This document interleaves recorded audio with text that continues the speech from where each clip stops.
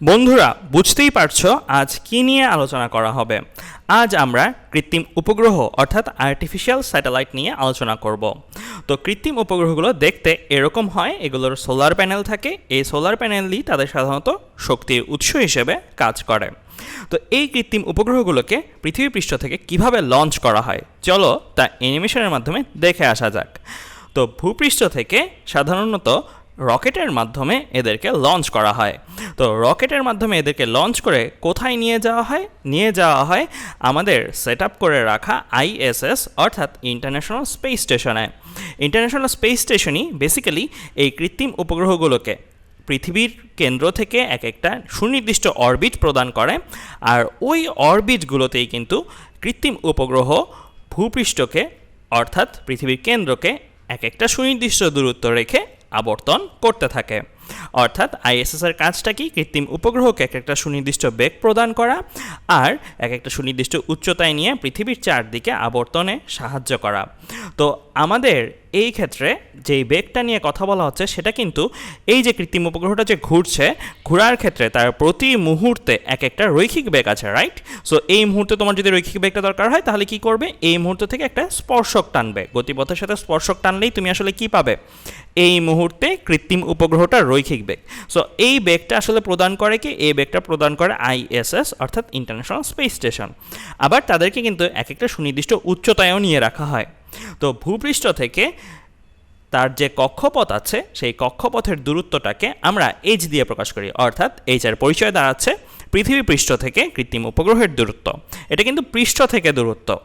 আবার আমরা যদি কেন্দ্র থেকে দূরত্ব মাপি, পৃথিবীর কেন্দ্র হচ্ছে এটা, সো পৃথিবীর কেন্দ্র থেকে কৃত্রিম উপগ্রহটার কক্ষপথের যে দূরত্ব সেই দূরত্বটাকে আমরা প্রকাশ করি আর প্লাস এইচ দিয়ে, যেখানে আর এর পরিচয় হচ্ছে পৃথিবীর ব্যাসার্ধ, যেটা কিনা আমাদের আগের ক্লাসগুলো থেকে মুখস্থ। সেটা কত, 6.4 × 10⁶ মিটার।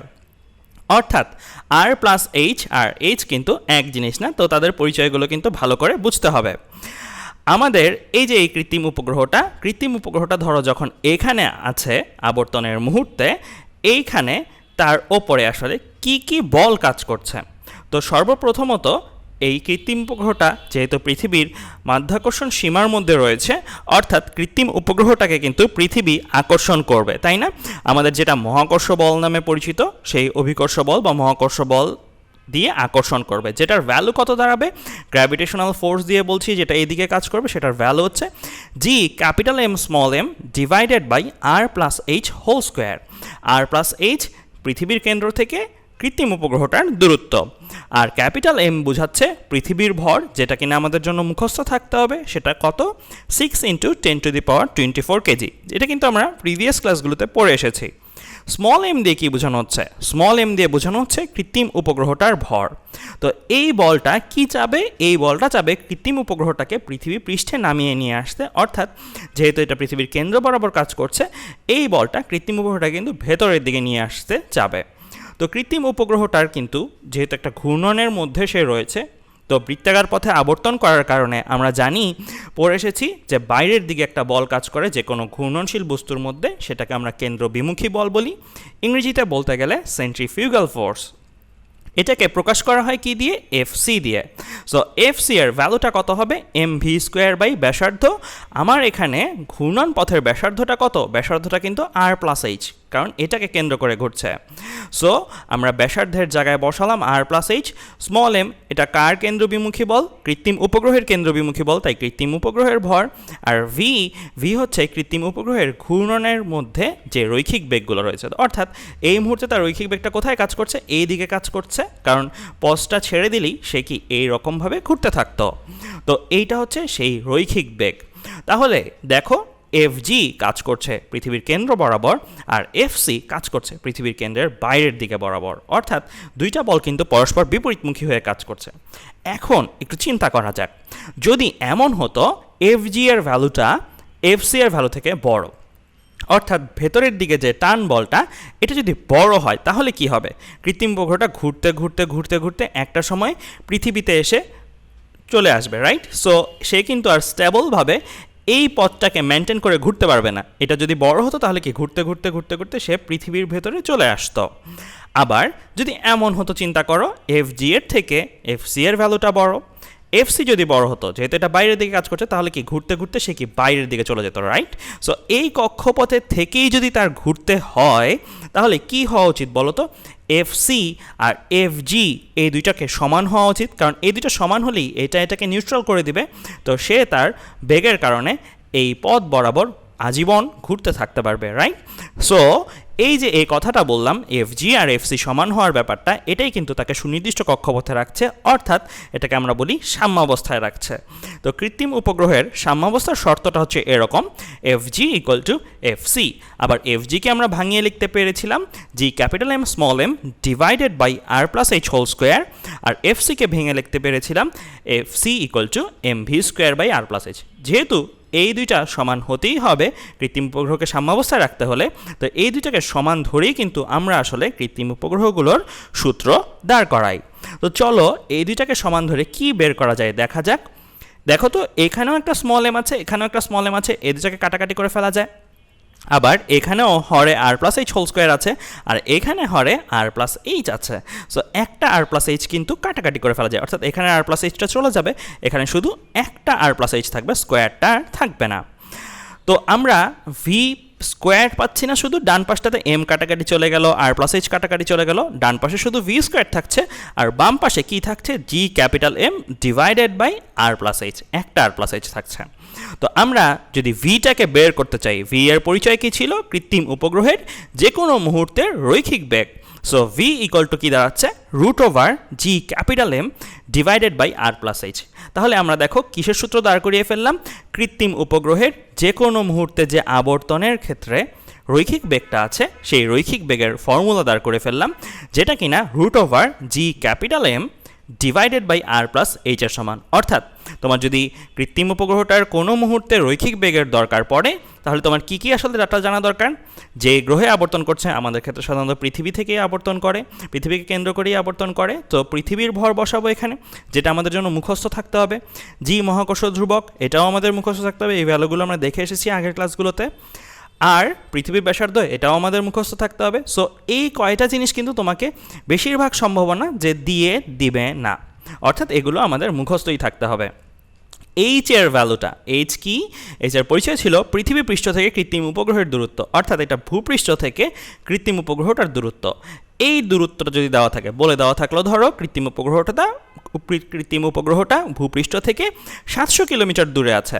তো এখানে যদি 700 কিলোমিটার, তোমরা যদি এটাকে মিটারে নিয়ে বসাও, কারণ আমরা সব এসআই এককে করব, 700 ইন্টু 1000 যদি বসাই, অর্থাৎ মিটারে নিয়ে যদি বসাই, তাহলে আমরা যদি হিসাব করি সবগুলো ভ্যালু বসিয়ে, যেই মানটা আসবে সেটাই কিন্তু মিটার পার সেকেন্ড এককে বেগের মান চলে আসবে। তো আমরা কিন্তু একটা সূত্র পেয়ে গেলাম কৃত্রিম উপগ্রহের ক্ষেত্রে। কৃত্রিম উপগ্রহ যখন আবর্তন করে তখন তার আবর্তনের বেগটা কত, সেই জিনিসটা আমরা পেয়ে গিয়েছি। তো এই ফর্মুলাটা থেকেও কিন্তু আমরা আরও কিছু ফর্মুলা দাঁড় করাতে পারি। তো আমরা এই ফর্মুলায় ভি এর পরিচয় কি? রৈখিক বেগ, রাইট? আবর্তনের সময় যে রৈখিক বেগটা তার মধ্যে কাজ করছে। আমরা যদি ভিকে ভাঙিয়ে লিখতে চাই, আমরা কি ভিকে এভাবে লিখতে পারি না? V equal two omega into ব্যাসার্ধ, যেটা আমরা গতিবিদ্যা অধ্যায়ে পড়ে এসেছি। সো ভিকে আমরা ভাঙিয়ে লিখতে পারি ওমেগা মানে কৌণিক বেগ, আর আবর্তনের যে ব্যাসার্ধটা আছে সেই ব্যাসার্ধ। দেখো তো এখানে ব্যাসার্ধটা কত? এখানে ব্যাসার্ধটা কিন্তু এইটুকু, রাইট? এতটুকু কি ছিল? আর প্লাস এইচ। সো আমি এখানে ব্যাসার্ধের জায়গায় আর প্লাস এইচ বসালাম, আর ভি ইকুয়াল টু লিখলাম ওমেগা আর প্লাস এইচ। সো এটা কিন্তু আমরা লিখতে পারি। এখানে ওমেগার পরিচয়টা হচ্ছে কৃত্রিম উপগ্রহের কৌণিক বেগ, রাইট? সো কৌণিক বেগ, রাশিমালা, এগুলো আমরা শিখে এসেছি গতিবিদ্যায়। তো এই টার্মটাকে আবার যদি ভাঙিয়ে লিখতে চাই, আমরা কিন্তু একটা সূত্র জানি, সেটা হচ্ছে ওমেগাকে ভাঙিয়ে কি লেখা যায়? 2π বাই ক্যাপিটাল টি। 2π হচ্ছে রেডিয়ানে প্রকাশিত কোণ পূর্ণ আবর্তনের ক্ষেত্রে, আর ক্যাপিটাল টি হচ্ছে পর্যায়কাল। পর্যায়কাল জিনিসটা কি? ধরো এই কৃত্রিম উপগ্রহটা এই স্পট থেকে ঘুরে আবার এই স্পটে আসতে তার যে সময়টা লাগে, এখান থেকে যে আবার এখানে আসতে কৃত্রিম উপগ্রহের যে সময়টা লাগবে, সেই সময়টাকে ওই কৃত্রিম উপগ্রহের পর্যায়কাল বলা যাবে। অর্থাৎ আমরা ওমেগাকেও কিন্তু ভাঙিয়ে লিখতে পারি 2π বাই পর্যায়কাল। তার মানে দেখো আমরা কিন্তু পর্যায়কালেরও একটা সূত্র দাঁড় করাতে পারি। তো ক্যাপিটাল টি যদি আমরা বের করতে চাই এই সম্পর্ক আর এই সম্পর্ক কাজে লাগিয়ে, তাহলে দেখো যদি পক্ষান্তর করো, তুমি এখান থেকে জাস্ট পক্ষান্তর করে এই দুইটাকে সমান সমান দিলে, সমান সমান দিয়ে যদি পক্ষান্তর করো, পক্ষান্তর করে ক্যাপিটাল টি এর একটা ফর্মুলা কিন্তু তুমি এরকমভাবে দাঁড় করাতে পারবে। এটা অবশ্যই কিন্তু আমি তোমাদের করার জন্য সাজেস্ট করছি, পক্ষান্তর করে বর্গ করে তোমরা এই জিনিসটা দাঁড় করতে পারবে। তো ক্যাপিটাল টি ইকুয়াল টু কী আসছে, 2π√r+h³ ডিভাইডেড বাই gm, অর্থাৎ একটা কৃত্রিম উপগ্রহ একটা নির্দিষ্ট হাইট যদি h দেওয়া থাকে, বলে দেওয়া থাকে ভূপৃষ্ঠ থেকে এতটা দূরে আছে কৃত্রিম উপগ্রহটা, h দেওয়া থাকে আর তো মুখস্থ থাকবে g আর m মুখস্থ থাকবে। সো আমরা কিন্তু শুধুমাত্র কৃত্রিম উপগ্রহটা ভূপৃষ্ঠ থেকে কত দূরে আছে সেই ডাটাটা জানলেই জেনে ফেলতে পারি কৃত্রিম উপগ্রহটার পর্যায়কালটা কত, অর্থাৎ কৃত্রিম উপগ্রহটা এইখান থেকে ঘুরে আবার এইখানে আসতে কত সময় নেবে সেই জিনিসটা কিন্তু আমরা বের করে ফেলতে পারি। তো চলো এই ক্যাপিটাল টি এই পর্যায়কালটা নিয়ে একটা মজার ঘটনা দেখে আসি। এখানে দেখো তো কি হচ্ছে, একটা মানুষ উপরের দিকে তাকাচ্ছে, উপরের দিকে তাকিয়ে সে সব সময় কি দেখছে, সব সময় দেখছে তার মাথার উপরে একটা কৃত্রিম উপগ্রহ আছে। এই ঘটনাটাকে আমরা একটু বর্ণনা করব। আমরা কি জানি, পৃথিবীও তো আবর্তন করছে, রাইট? পৃথিবীও নিজ অক্ষের সাপেক্ষে ঘুরছে। তো পৃথিবী সূর্যের সাপেক্ষেও যেমন ঘুরছে সূর্যকে কেন্দ্র করে, আবার পৃথিবী কিন্তু নিজ অক্ষের সাপেক্ষেও ঘুরছে। আমরা জানি পৃথিবীর দুইটা গতি আছে, একটা আহ্নিক গতি, একটা বার্ষিক গতি। আমি এখানে কোন গতিটার কথা বলছি? আহ্নিক গতির কথা বলছি, অর্থাৎ নিজ অক্ষের সাপেক্ষে যে ঘূর্ণন। তো আমরা কিন্তু এটা ফিল করতে পারি না যে পৃথিবী ঘুরছে, রাইট? তুমি যখন বাসে যাতায়াত করো, তুমি কি ফিল করতে পারো বাসটা চলছে? তোমার কাছে কিন্তু মনে হয় বাস বা ট্রেনে যখন যাতায়াত করা হয়, চারপাশের যে গাছপালা আছে, মানুষগুলো আছে, সবাই পিছে চলে যাচ্ছে। এটা মানুষের একটা ধর্ম। মানুষ গতিশীল কোনো বাহনে থাকলেও মানুষ মনে করে সে স্থির আছে, আর চারপাশটা বুঝি আপেক্ষিকভাবে পেছনের দিকে গতিশীল। তো তেমনিভাবে আমরা যখন পৃথিবীতে থাকি তখন কিন্তু আমরা রিয়েলাইজ করতে পারি না যে পৃথিবীটা ঘুরছে। তো আমাদের কাছে কি মনে হবে, আমরা স্থির আছি, পৃথিবীটা স্থির আছে। আর আমাদের মাথার উপরে আমরা যখনই তাকাচ্ছি তখনই দেখছি কৃত্রিম উপগ্রহটা দেখা যাচ্ছে, অর্থাৎ আমাদের কাছে যেটা মনে হবে কৃত্রিম উপগ্রহটাও বুঝি স্থির আছে, অর্থাৎ মনে হবে কৃত্রিম উপগ্রহটা ভূমির সাপেক্ষে স্থির, সে সবসময় মাথার উপরে থাকে। কিন্তু বাস্তবিক অর্থে কি সেটা স্থির থাকলে হবে না? তুমি চিন্তা করো, পৃথিবী যদি ঘুরতে থাকতো আর কৃত্রিম উপগ্রহ যদি স্থির থাকতো, তাহলে কি আমরা কি দেখতাম? আমরা কি সবসময় মাথার উপরে কৃত্রিম উপগ্রহটাকে পেতাম? আর কৃত্রিম উপগ্রহটা এখানে থাকলে পৃথিবী ঘুরে যেত, আমরা ঘুরে যেতাম, বাট কৃত্রিম উপগ্রহটা আগের জায়গায় থাকলে কিন্তু আমরা যেটা দেখতাম সেটা হচ্ছে মাথার উপরে সবসময় কৃত্রিম উপগ্রহটা নেই। তো একমাত্র কখন এই ঘটনাটা সম্ভব, একমাত্র কখন ভূমির সাপেক্ষে স্থির উপগ্রহ পাওয়া সম্ভব, যখন পৃথিবীর যা ঘূর্ণন বেগ কৃত্রিম উপগ্রহেরও সেই ঘূর্ণন বেগ থাকে। অর্থাৎ এটাকে এভাবে বলা যায়, পৃথিবীর কৌণিক বেগ যখন কৃত্রিম উপগ্রহের কৌণিক বেগের সাথে মিলে যাবে তখনই কিন্তু এই সিনারিওটা দেখব। এছাড়া কিন্তু এই ঘটনাটা কখনোই দেখা সম্ভব না। তাই আমাদের বইগুলোতে ভূস্থির উপগ্রহ নামে এরকমই একটা গ্রহের কথা বলে দেওয়া আছে, যেখানে বলে দেওয়া আছে যে যে সকল কৃত্রিম উপগ্রহকে পৃথিবীর সাপেক্ষে স্থির বলে মনে হয় সেগুলো ভূস্থির উপগ্রহ, যে এরকম ঘটনার মতো। আর এটার শর্ত কি? এটার শর্ত হচ্ছে যে কৃত্রিম উপগ্রহের পর্যায়কাল 24 ঘন্টা। কেন এটা আসলো 24 ঘন্টা? পৃথিবীর পর্যায়কাল কত? পৃথিবী একবার নিজ অক্ষের সাপেক্ষে ঘুরতে কত সময় নেয়? 24 ঘন্টা।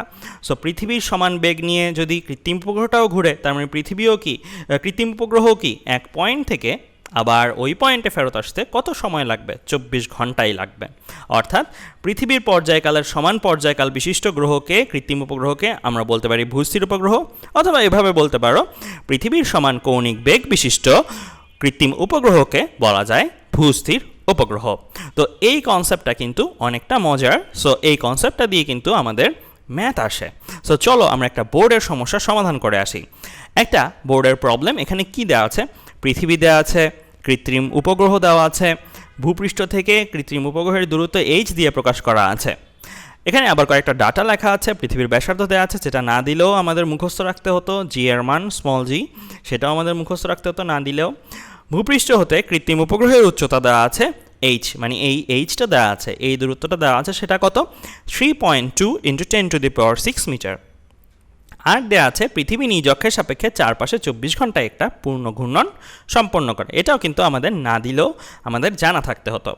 তো জানতে চেয়েছে কি, ভূপৃষ্ঠ হতে কৃত্রিম উপগ্রহটিকে স্থির বলে মনে হবে কিনা। তো আমরা আসলে এটাই প্রমাণ করতে চাইতেছি যে এই কৃত্রিম উপগ্রহটা আসলে ভূস্থির উপগ্রহ কিনা। সো ভূস্থির উপগ্রহ হওয়ার শর্ত তো আমরা শিখে এসেছি, পর্যায়কাল হতে হবে 24 ঘন্টা যদি আমরা পর্যায়কাল বের করি এটার, আর পর্যায়কালটা দেখি যদি 24 ঘন্টা এসেছে, তাহলে আমি দাবি করতে পারি এই কৃত্রিম উপগ্রহটা একটা ভূস্থির উপগ্রহ। আর যদি 24 ঘন্টা না আসে, তাহলে আমি কি দাবি করব? এটা ভূস্থির উপগ্রহ নয়। চলো আমরা পর্যায়কালটা তাহলে বের করে ফেলি। তো আমাদের এখানে যে ডাটাগুলো দেওয়া আছে, সো সেই ডাটাগুলো যদি ব্যবহার করি, তাহলে আমরা টি এর ভ্যালুর ক্ষেত্রে আমাদের কি কি ডাটা দরকার? আমাদের আর দরকার, এইচ দরকার, জি দরকার, ক্যাপিটাল এম দরকার। সো আমাদের এই ভ্যালুগুলো কিন্তু আর এর ভ্যালু মুখস্থ রাখতে হবে, যেটা আমাদের এখানে দেওয়া আছে প্লাস পয়েন্ট হিসেবে। এইচ এর ভ্যালুও কিন্তু আমার দেওয়া আছে এখানে, আবার ক্যাপিটাল জি এর ভ্যালু যেটা আমাদের মুখস্থ থাকবে, ক্যাপিটাল এম এর ভ্যালু পৃথিবীর ভর যেটাকে বলছি সেটাও কিন্তু আমাদের মুখস্থ থাকবে। বেসিক্যালি এই ডাটাটা ছাড়া বাকি সবগুলো ডাটাই যেন আমাদের মুখস্থ থাকে। তো আমরা যদি এই ভ্যালুগুলোকে নিয়ে এসে বসাই, তাহলে ক্যাপিটাল টি এর মান যেটা পাওয়া যাচ্ছে সেটা হচ্ছে 9342.18। এটার একক কী হবে? সেকেন্ডে। কেন? কারণ আমি সব কিছু কিন্তু কোন এককে বসিয়েছি? এসআই এককে বসিয়েছি। আর সময়ের এসআই একক কি? সেকেন্ড। যেহেতু পর্যায়কাল একটা সময়, সো আমার এটা আসলো সেকেন্ডে। অর্থাৎ এই কৃত্রিম উপগ্রহটা একবার ঘুরে আবার এখানে আসতে কত সময় নেয়? এত সেকেন্ড সময় নেয়। এখন বুঝতে হবে যে এই সময়টা আসলে কি 24 ঘন্টা কিনা, অর্থাৎ সেকেন্ডটাকে আমাদের ঘন্টায় কনভার্ট করতে হবে। তো ঘন্টায় যদি কনভার্ট করতে চাই, তাহলে আমার কি করতে হবে? 60 দিয়ে ভাগ করতে হবে, কারণ 60 দিয়ে ভাগ করলে মিনিটে, আবার 60 দিয়ে ভাগ করলে এটা ঘন্টায় চলে আসবে। তো আমরা যদি ভাগ করি, তাহলে আমাদের যেটা আসছে সেটা হচ্ছে 2.595। অর্থাৎ আবর্তনের জন্য সে যে আবর্তনকালটা, পর্যায়কালটা নিচ্ছে সেটা কত? প্রায় 2.5 ঘন্টার মতো, যেটা কিনা 24 ঘন্টা থেকে অনেক কম। অর্থাৎ ভূপৃষ্ঠ থেকে কি কৃত্রিম উপগ্রহটাকে ভূস্থির উপগ্রহ বলে মনে হবে, অর্থাৎ স্থির বলে মনে হবে না। যদি 24 ঘন্টা আসতো, তাহলে আমরা বলতে পারতাম এটাকে ভূস্থির উপগ্রহ, কারণ 24 ঘন্টা পৃথিবীরও পর্যায়কাল, আবার কৃত্রিম উপগ্রহটারও পর্যায়কাল। এখানে যেহেতু আসেনি, তাই আমরা বলবো না এটা একটা ভূস্থির উপগ্রহ। তো আজ এ পর্যন্তই। ধন্যবাদ সবাইকে।